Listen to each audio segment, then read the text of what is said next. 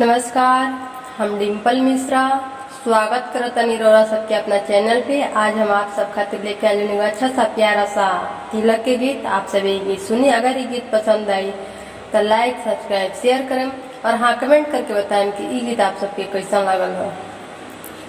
पापा पाई पाई पापा पाई पाई चौका पर बैठल बाड़े हमरो बड़ भाई। पापा पाई पाई अरे चौका पर बैठल बाड़े हमरो बड़ भाई। पापा पाई पाई रुपया दहेज के ना छोड़ी ह तुली ह। पापा पाई पाई रुपया दहेज के ना छोड़ी ह तू।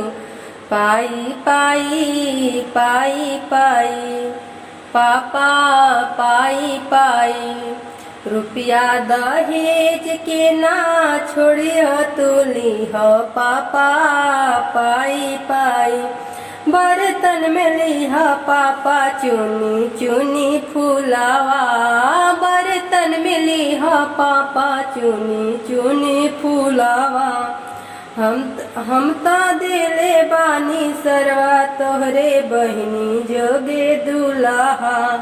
हम त दिले बानी सरवा तोहरे बहिनी जोगे दुल्हा।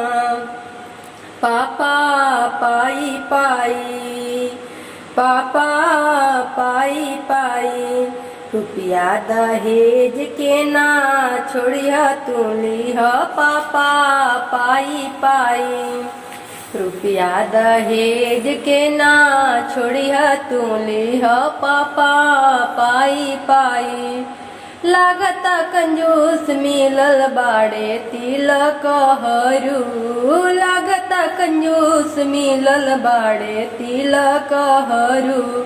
एने ओने ताकत बाड़े भैया के सरऊ।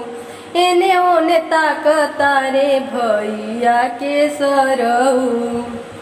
रुपया दहेज के तू लिह गिनवाई। पापा पाई पाई रुपया दहेज के तू लिह गिनवाई। पापा पाई पाई पापा पाई पाई रुपया दहेज के ना छोड़ी ह तू लिह। पापा पाई पाई।